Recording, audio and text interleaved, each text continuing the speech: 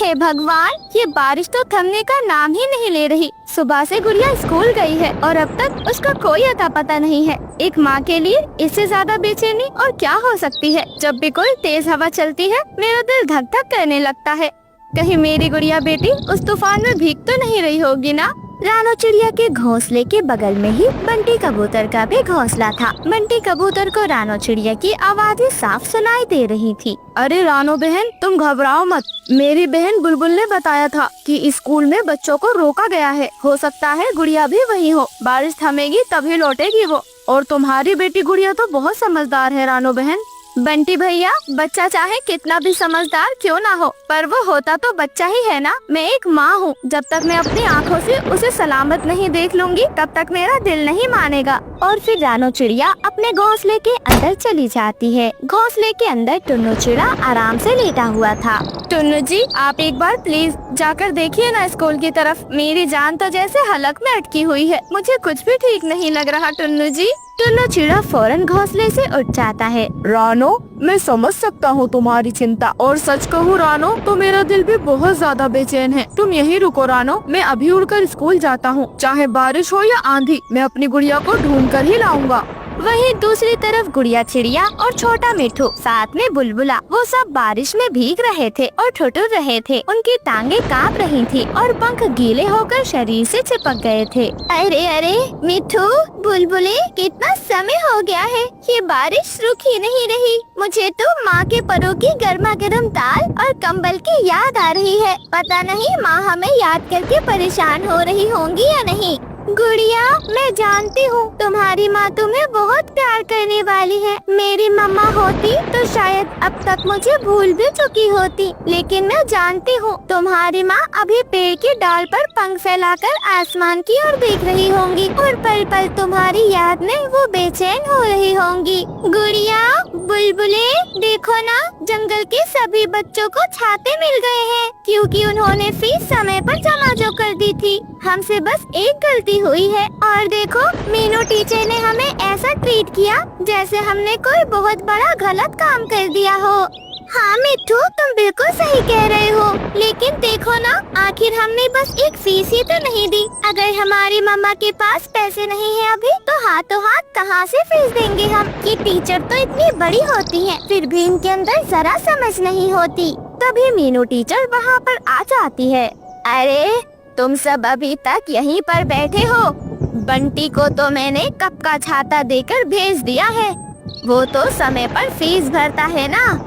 लेकिन तुम लोग, तुम्हारी ये हालत देखकर मुझे दुख नहीं होता, क्योंकि नियम तो सबके लिए बराबर होते हैं। बारिश हो या बाढ़, जब तक फीस नहीं तब तक छाता नहीं। अब अगर रात हो जाए तो स्कूल के बरामदे में ही सो जाना। हाँ, इतना कहकर मीनू चिड़िया वहाँ से उड़कर चली जाती है। तीनों बच्चे बिल्कुल चुपचाप रह जाते हैं।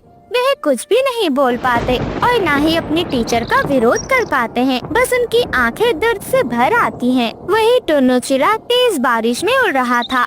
वह स्कूल पहुंच जाता है। वह देखता है कि स्कूल में तो ताला लगा हुआ है। ये सब देखकर टुन्नू चिड़े का तो दिल कांप जाता है। हे भगवान, स्कूल तो बंद हो चुका है, लेकिन मेरे बच्चे, मेरी गुड़िया कहाँ है? क्या वो भी बारिश में कहीं भटक रही है? नहीं नहीं, मेरी बेटी सलामत भी है या नहीं? हे भगवान, मैं कैसे खाली पर वापस जाऊंगा? मैं रानो को अपना मुँह कैसे दिखाऊंगा? क्या कहूँगा रानो से? वहीं दूसरी तरफ तेज बारिश में ही उड़ते हुए अपने घर के पास पहुंच गई थी। रानो चिड़िया अपनी बेटी गुड़िया को देखती है तो उसकी जान में जान आती है। वह फौरन अपनी बेटी गुड़िया को अपने पंखों में समेट लेती है। गुड़िया, मेरी बच्ची, तू ठीक तो है ना? तू भीग क्यों गई इतनी?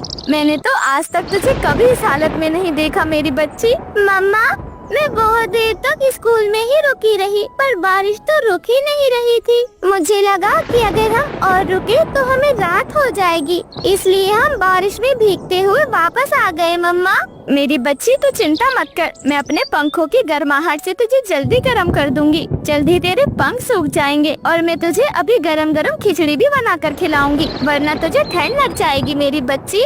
रानो चिड़िया कुछ देर अपनी बेटी गुड़िया को अपने पंखों से गर्म करती है और फिर थोड़ी देर बाद वो अपनी बेटी गुड़िया के लिए गर्मा गर्म खिचड़ी बनाती है। अरे वाह मम्मा, आपके परों से बनी हुई ये खिचड़ी किसी दवा से कम नहीं है। लगता है अब मैं पूरी तरह ठीक हो जाऊंगी। टुन्नू चिड़िया भी घर में वापस लौट आता है। अरे रानो, गुड़िया कब आई? मैं तो स्कूल में ताला लगा देखकर बहुत ज्यादा घबरा गया था।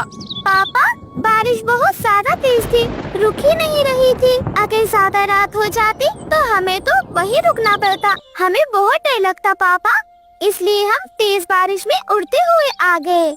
ऐसे ही सुबह हो जाती है। सुबह सवेरे रानो चिड़िया अपने बच्चों को स्कूल के लिए उठा रही थी। गुड़िया बेटी, जल्दी उठ जाए मेरी बच्ची, आपको स्कूल भी जाना है। मम्मा, आज मुझे लगता है देर हो गई। अगर बारिश हो गई तो मुझे जल्दी निकलना होगा। गुड़िया बेटी, ये ले, आप ये कुछ भोजन ले जाएं और स्कूल में ही खा लेना। आपने कुछ खाया नहीं है। और फिर गुड़िया चिड़िया जल्दी जल्दी कुछ भोजन लेकर अपने स्कूल के लिए रवाना हो जाती है। गुड़िया चिड़िया अपने स्कूल जाने के लिए तेजी से उड़ रही थी, लेकिन तभी जोरदार बारिश शुरू हो जाती है।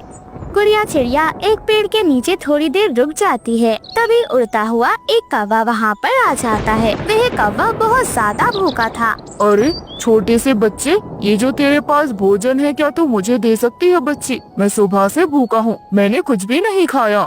हाँ कौवे मामा, क्यों नहीं, आप तो हमारे ही अपने हो। थोड़ा सा क्यों, आप जितना चाहो उतना खा लो, सब खा लो। भूख के समय कोई छोटा या बड़ा नहीं होता। और फिर कालू कौवा गुड़िया चिड़िया का भोजन खाने लगता है। कालू कौवा जब भोजन खाता है तो उसकी जान में जान आती है। छोटी बच्ची, तू तो बहुत दरिया दिल है। मैं कभी भी नहीं भूलूंगा तेरा ये एहसान। मेरे पास देने के लिए ज्यादा कुछ तो नहीं है, लेकिन ये मेरा छाता है और ये कोई साधारण छाता नहीं है। ये लो, आज से ये तुम्हारा हुआ। सच? आपका बहुत बहुत शुक्रिया। मेरे पास छाता नहीं था, अब मैं आराम से स्कूल जा सकती हूँ।